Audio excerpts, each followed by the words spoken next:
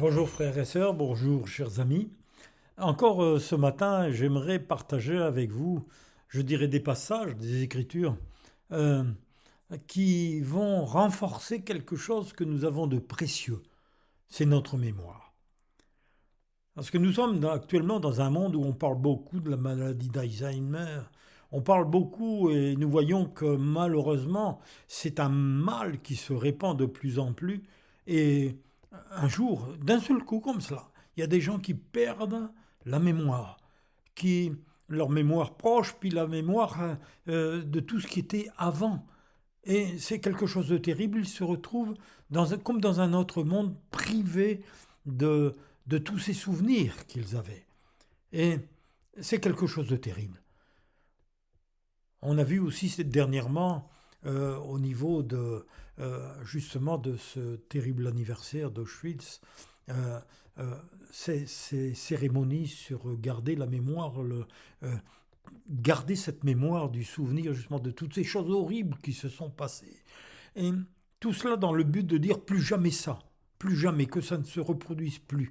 Cette invasion des nazis, toutes ces horreurs qui ont lieu et où il y a plus de 6 millions du peuple juif, de juifs qui ont péri, mais en plus avec des tziganes, avec des hommes, des femmes, de toute nationalité, avec des idées complètement différentes. Mais nous voyons qu'il y a eu, c'est vrai, des choses qui sont abominables, parce que on se dit, mais c'est pas possible. Comment on arrive à ce point-là? Hein. Même plus jamais cela, comme a dit le président justement de cette association sur la mémoire qui est juif, il a dit plus jamais cela. Mais il a dit aussi, malheureusement, avec ce qui s'est passé il y a une quinzaine de mois, qui était abominable en Israël, nous voyons que tout cela perdure. Il y a quelque chose derrière qui agit et qui est beaucoup plus puissant. Oui, mes amis, il y a quelque chose derrière qui est beaucoup plus puissant. Moi, ce que j'aimerais vous dire, c'est que nous devons remplir notre mémoire, mais pas de n'importe quoi aussi. Parce que voyez-vous, il y a des mémoires comme ça qui peuvent aviver même du ressentiment, de la haine, du non-pardon. Mais j'aimerais revoir avec vous quelque chose qui vous fera du bien. Votre mémoire, je dirais, spirituelle. Notre mémoire de l'amour et de la douceur de Jésus. Nous en avons vraiment besoin, justement, pour vivre heureux et libre. Parce que le monde actuel nous contraint à nous souvenir souvent de choses horribles qui vont mettre des gros nuages sur notre vie. La Bible nous dit dans Galates chapitre 5 verset 1, le Christ nous a libérés pour que nous soyons vraiment libres, libres aussi dans nos pensées. Tenez bon, ne vous laissez pas de nouveau réduire en esclavage. Voyez-vous, loin des contraintes imposées par un système bien huilé, et éviter les nombreux pièges posés par le maître de ce monde invisible, parce qu'il tient prisonnier tous ceux qui continuent à rejeter Jésus-Christ pour avoir la délivrance. Nous allons le voir, il y a là, Jésus c'est la clé. Jésus c'est lui qui abat les murs, c'est lui qui libère, c'est lui qui rend libre, c'est lui qui pardonne les péchés, c'est lui qui est mort, le seul qui est mort sur une croix en donnant sa vie, et c'est lui le seul qui a vaincu la mort. Son tombeau est vide, il est ressuscité. Et Colossiens chapitre 1 verset 1 à 20 nous dit « Dieu a voulu par Jésus réconcilier tout avec lui-même, tout ce qui est sur la terre et ce qui est dans les cieux, en faisant la paix par lui, par le sang de la croix. » Mes amis, frères et sœurs, c'est vrai. Nous avons besoin d'avoir nos yeux spirituels ouverts. Nous savons qu'il y a le bien, il y a le mal, il y a Dieu, il y a le diable. Et Satan veut continuer à enchaîner les âmes dans ses multiples filets séducteurs. Il veut effacer surtout de leur mémoire le message que délivrent les Écritures, le message de la bonne nouvelle de Jésus-Christ. N'oubliez pas que Satan, notre ennemi invisible, a été vaincu il y a plus de 2000 ans. Jésus l'a vaincu à la croix. Jésus l'a dépossédé de son pouvoir destructeur. Et sur tous ceux qui l'ont accepté comme sauveur et seigneur, c'est-à-dire que, voilà, Satan ne règne plus sur ceux qui ont tourné les regards vers Jésus et qui l'acceptent comme maître, comme sauveur et maître. La mémoire, les pensées sont éclairées. Comment? Par l'obéissance à l'évangile de Jésus-Christ. Il y a là un changement qui s'opère et un changement de vie qui va se manifester dans notre esprit, nos pensées et aussi nos actions. Ça, c'est l'œuvre du Saint-Esprit. Et l'œuvre du Saint-Esprit, voyez-vous, va nous aider dans Romains chapitre 12, verset 2, nous dit « Ne vous conformez pas au siècle présent, mais soyez transformés par le renouvellement de l'intelligence, afin que vous discerniez quelle est la volonté de Dieu, ce qui est bon, agréable et parfait. » Oh, mes amis, c'est cela. Il y a là un mystère que Dieu veut nous faire révéler. C'est-à-dire ce n'est pas nos propres efforts, ce n'est pas nos œuvres, ce n'est pas parce qu'on va donner de l'argent, ce n'est pas parce qu'on va faire des bonnes œuvres, ce n'est pas parce qu'on va se donner à 100% vis-à-vis des autres. Non. Et Dieu veut nous faire connaître ce mystère. Dieu a voulu faire connaître le mystère. Et quelle est la glorieuse richesse? Eh bien, ce mystère parmi les païens, c'est-à-dire savoir Christ en vous, l'espérance de la gloire. C'est-à-dire Christ vient habiter en vous par son esprit et il va nous régénérer. Il va nous renouveler notre intelligence. Dès le matin, entretenons notre mémoire de tout ce que Dieu a fait pour nous. Et pour cela, nous devons rester dans la communion avec Jésus par notre obéissance à sa parole. Vous savez, il y avait un petit chœur qu'on chantait dans les réunions j'ai trouvé qui était magnifique. C'était « Ma joie est immense car j'ai l'assurance que mes péchés sont pardonnés. Car Jésus qui m'aime a brisé mes chaînes, mon cœur est transformé. Il m'a donné sa présence, sa paix, sa puissance, n'est-il pas merveilleux? Ma joie est immense, tous les jours je chante, Jésus me rend heureux. » Voyez-vous, oui, c'est la plus belle des choses qui nous soit arrivée. Pour découvrir le royaume de Dieu où Jésus nous a préparé une place pour y demeurer éternellement. N'oubliez pas, c'est pour l'éternité. Ici, nous y sommes que pour quelques années. Et lorsque nous quitterons cette terre, ce sera quelque chose de merveilleux. C'est pour ça que l'apôtre Paul disait « La mort m'était un gain. Bon, si pour un temps il faut que je reste encore au milieu de vous, je reste. » Mais il savait que son espérance était vivante et un jour il serait dans le royaume de Dieu. Et Jésus, dans Jean chapitre 14, versets 1 à 3, nous dit « Que votre cœur ne se trouble point. Croyez en Dieu et croyez en moi. » Pourquoi? Parce qu'il y a plusieurs demeures dans la maison de mon Père. Et si cela n'était pas, je ne vous l'aurais pas dit. Je vais vous préparer une place, et lorsque je m'en serai allé, et que lorsque je vous aurai préparé une place, je reviendrai et je vous prendrai avec moi, afin que là où je suis, vous y soyez aussi. Merci Seigneur. Merci Seigneur, quelle grâce, quel privilège. C'est vrai, moi qui ne suis rien, Seigneur, tu es venu me chercher, tu m'as sauvé, tu as transformé mon cœur, tu as mis ton esprit m'a convaincu de péché, j'ai pleuré, j'ai demandé pardon et tu m'as pardonné, tu m'as transformé. Et comme Éphésiens chapitre 2 verset 5, c'est l'esprit, c'est-à-dire que nous qui étions morts par nos offenses, Dieu nous a rendus à la vie avec Christ, alléluia. Dieu nous a ressuscités ensemble et nous a fait asseoir ensemble dans les lieux célestes en Jésus-Christ. Mes amis, je veux le proclamer, je veux continuer à le dire. Jésus est le Fils de Dieu, il est roi, il est souverain sacrificateur. Et oui, il est le chef suprême de son Église qui est son corps. Et Zacharie, chapitre 6, versets 12 et 13, dit « Ainsi parle l'Éternel des armées, voici un homme dont le nom est Germe, Jésus. Sous ses pas germera la vie et bâtira le temple de l'Éternel, l'Église. » Et en même temps, c'est un message pour le peuple d'Israël, avec tout ce qui se passe actuellement. Mes amis du peuple d'Israël, tournez vos regards vers Jésus. Son nom, c'est le germe. C'est lui qui fait germer la foi. C'est lui le sauveur qui a été envoyé par son Père. Et n'oubliez pas que c'est sous ses pas que germera la vie, que la solution à tous vos problèmes, que tout ce qui arrive actuellement, c'est lui qui combattra pour vous. Il bâtira le temple de l'Éternel. Oh, merci Seigneur. où il bâtira le temple de l'Éternel. Il portera les insignes de la majesté. Il s'assiera et dominera sur son trône. Pourquoi? Parce que Jésus est roi. Jésus est le roi. Même si à l'époque, il y a 2000 ans, les hommes religieux, même qui possédaient les Écritures, n'en ont pas voulu comme roi parce qu'ils n'ont pas cru en lui, mais n'empêche qu'il est le roi. Celui-ci est le roi des Juifs. C'était justement Pilate qui l'avait inscrit, même en 3 langues. Il sera sacrificateur sur son trône. Et une parfaite union régnera entre l'un et l'autre. C'est lui, le sauveur d'Israël.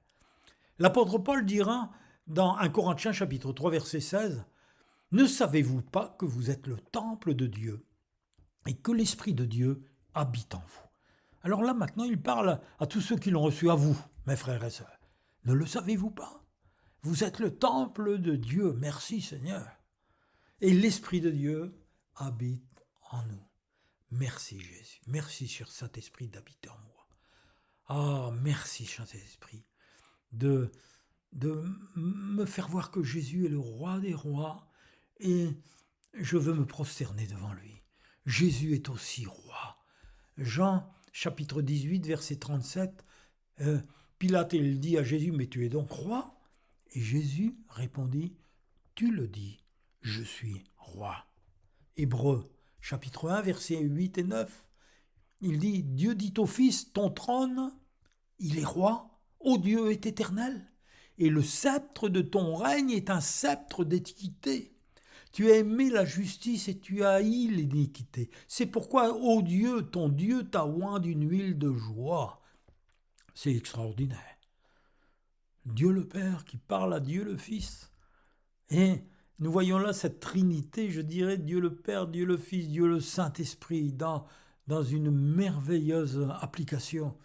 L'apôtre Pierre dira aussi dans Actes 2, versets 32, 33 et 36, lorsqu'il parlait au peuple juif, à tous ceux qui étaient à Jérusalem lors des fêtes de la Pentecôte, qui étaient venus pour la fête des prémices. Et c'est vraiment les prémices, c'est-à-dire le début d'une ère nouvelle. Et il est dit, c'est ce Jésus que Dieu a ressuscité, nous en sommes tous témoins. Il est apparu à ses apôtres, il est apparu à plus de 500 frères à la fois, pendant 40 jours. Il est venu, il est passé à travers les portes, parfois à travers les murs ou quoi que ce soit. Rien ne l'arrêtait, il était dans son corps ressuscité. Jésus, le Fils de Dieu, le ressuscité, élevé à la droite de Dieu. Il a reçu du Père le Saint-Esprit qui avait été promis, et après il l'a envoyé justement sur le peuple de croyants, sur tous ceux qui l'attendaient.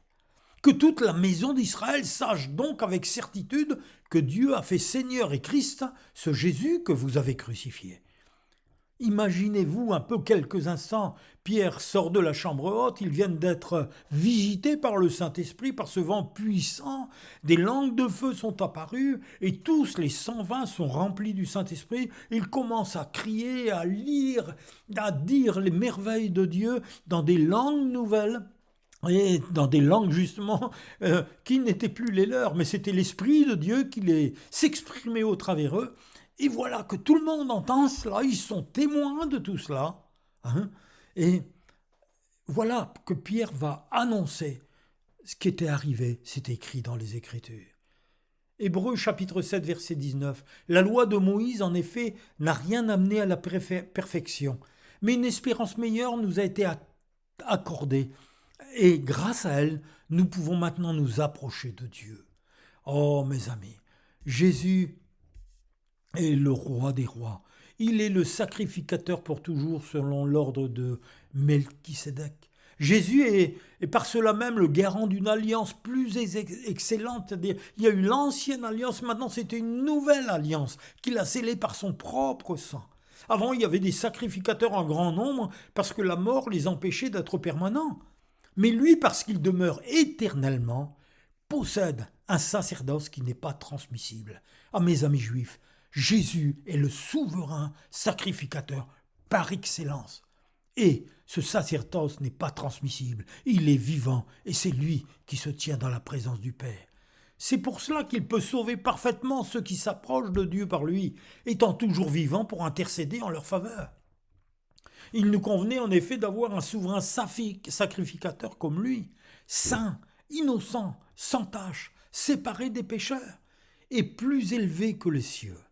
Ah oui, nous avons tout dit.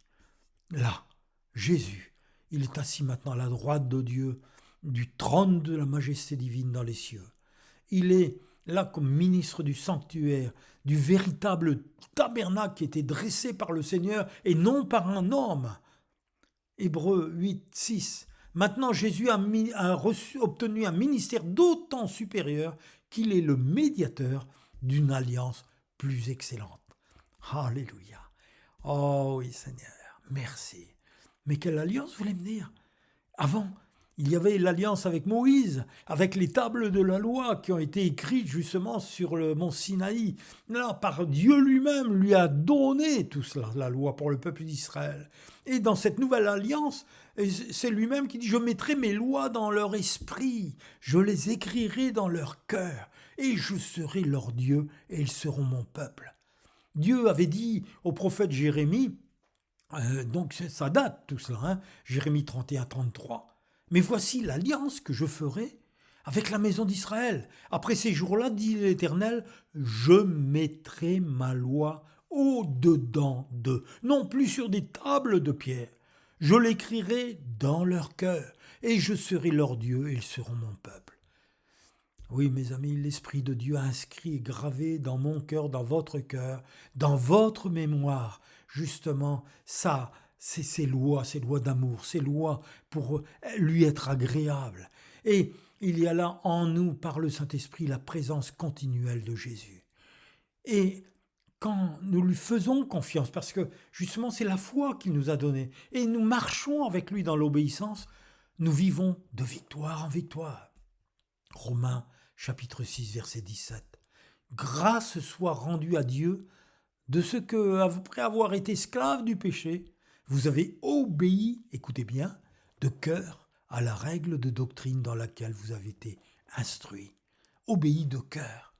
Romains chapitre 8, versets 33 et 34, eh bien, va nous montrer encore quelque chose encore qui est extraordinaire. Parce qu'il y a là une certitude, il dira, qui accusera les élus de Dieu? C'est Dieu qui justifie. Qui les condamnera? Christ est mort, bien plus il est ressuscité. Il est à la droite de Dieu et il intercède pour nous. Ah oui, Jésus, il a dit, je leur donne la vie éternelle, elles ne seront jamais perdues et personne, écoutez bien, ne les arrachera de ma main. Alors, ça doit être mis dans notre mémoire. Je dirais, c'est plus au fer rouge. C'est une inscription indélébile qui ne peut s'enlever. Personne ne les arrachera de ma main parce que je suis en Jésus. Il tient ma main.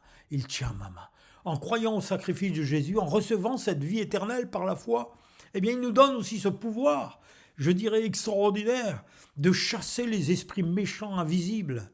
Ils ne pourront plus nous enfermer derrière des barreaux, des grilles, des prisons intérieures qui enferment l'âme, des religions froides, sans cœur, des religions qui ont bâti des murs.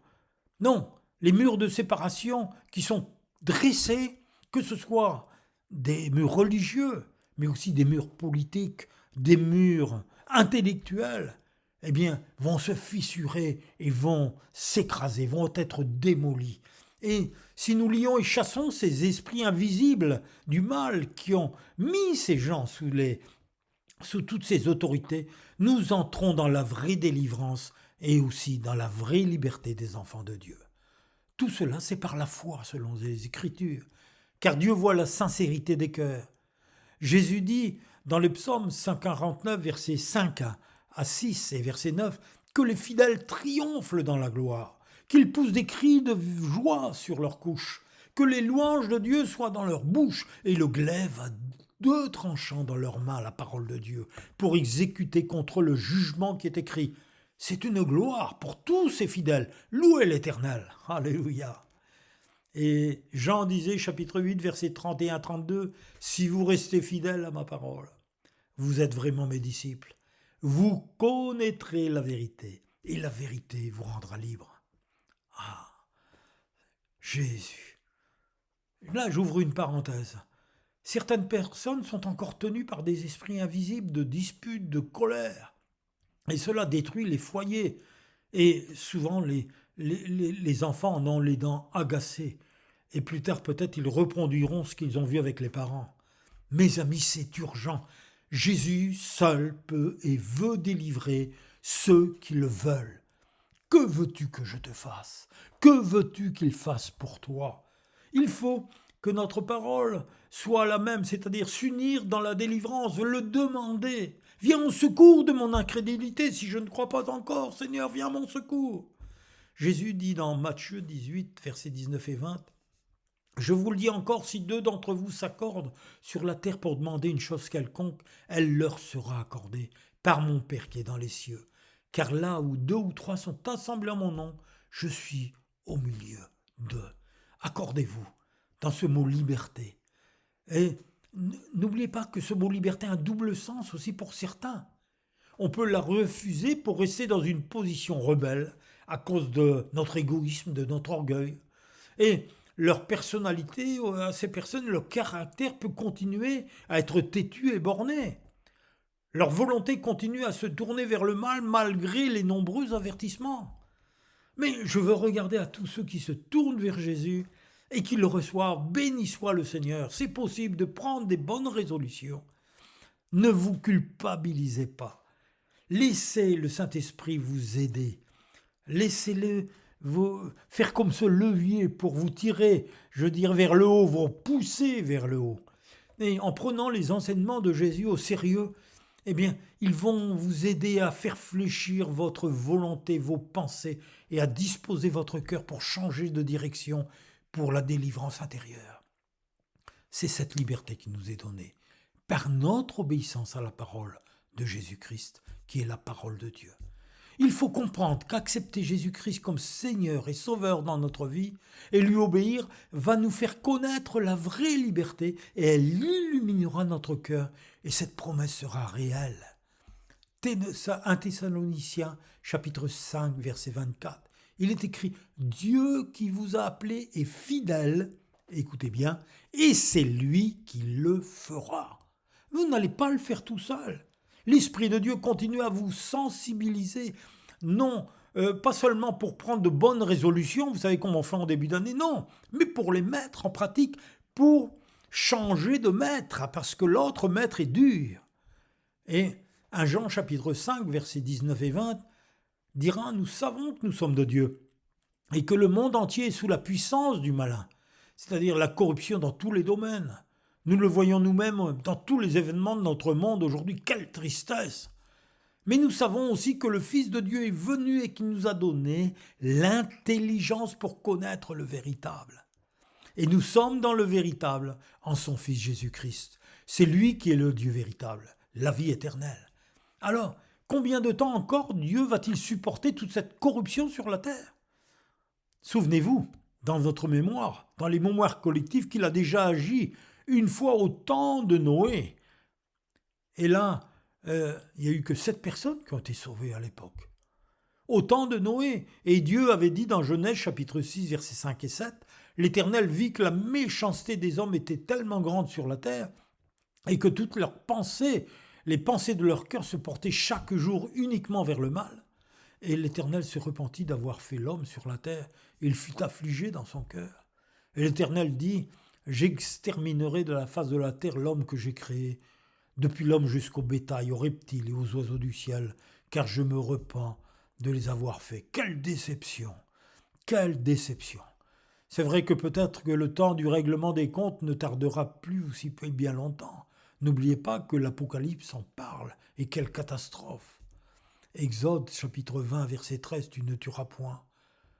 Et Jésus chapitre 5, Matthieu chapitre 5, versets 17 à 19, Jésus disait « Ne croyez pas que je suis venu pour abolir la loi et les prophètes. Je suis venu non pour abolir, mais pour accomplir. Il a tout accompli. Car je vous le dis en vérité, tant que le ciel et la terre ne passeront point, il ne disparaîtra pas de la loi un seul iota ou un seul trait de lettre jusqu'à ce que tout soit arrivé. Celui donc qui supprimera l'un de ces petits commandements et qui enseignera aux hommes à faire de même, sera appelé le plus petit dans le royaume de Dieu. Mais celui qui les observera et qui les enseignera à les observer, celui-là sera appelé grand dans le royaume de Dieu. Ah, si l'on pouvait vivre cela, ce serait le ciel sur la terre, vous me direz. Et voilà, revenons aux paroles de Jésus, que notre mémoire se souvienne et que ce soit gravé, inscrit en lettres vivantes dans notre cœur.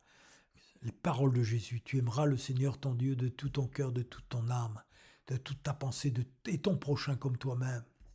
Et à ce moment-là, ce que disait Jean, eh bien, ce témoignage, c'est que Dieu nous a donné la vie éternelle et que cette vie est dans son Fils. Quand j'aime Dieu, eh bien, au travers du Fils, j'ai cette vie éternelle, cette vie véritable. Et j'atteste que celui qui a le Fils a la vie, mais celui qui n'a pas le Fils de Dieu n'a pas la vie. Et Jean disait encore, je vous ai écrit ces choses afin que vous sachiez que vous avez la vie éternelle, vous qui croyez au nom du Fils de Dieu. Ah, mes amis, gloire à Dieu, gloire à Dieu. Oui, plusieurs séducteurs sont déjà entrés dans le monde, et ils ne confessent point que Jésus-Christ est venu en chair. Et ce séducteur, c'est l'Antichrist. Prenez garde à vous-même, afin que vous ne perdiez pas le fruit de votre travail, nous disait Jean, mais que vous receviez une pleine récompense. Quiconque va plus loin et ne demeure pas dans la doctrine du Christ n'a point Dieu. Mais celui qui demeure dans cette doctrine a le Père et le Fils. Prions. Mon Dieu, aie compassion de ce monde en souffrance et en perdition. Montre-leur le vrai chemin. À tous ceux qui te cherchent vraiment et qui t'aiment, Seigneur. Mets-les sur notre route. Secours-nous, nous aussi, Seigneur, Dieu de l'univers, parce que tu aies pitié de tous ceux qui crient et qui gémissent, qui pleurent dans le monde entier. C'est notre prière au nom de Jésus, notre seul Sauveur. Amen. Merci, mon tendre Père, que nous aimons de tout notre cœur au nom de Jésus-Christ. Sois béni, rempli de force et d'amour, et soyez bénis, vivez dans la réalité de la parole de Dieu, qui est chaque jour devant vous, avec Jésus-Christ. Amen.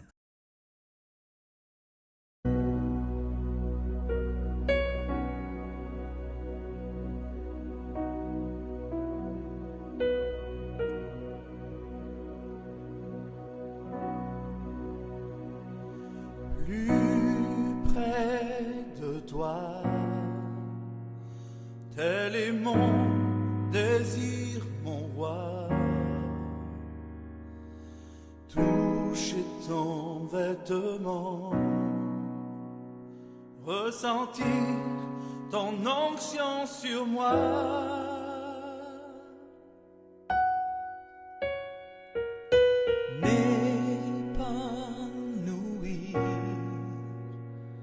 Dans tes bras, venir me blottir, passer des moments avec toi, écouter le son de ta voix, m'éloigner de la terre pour pouvoir toucher mes jours seront finis, me réveiller à côté de toi.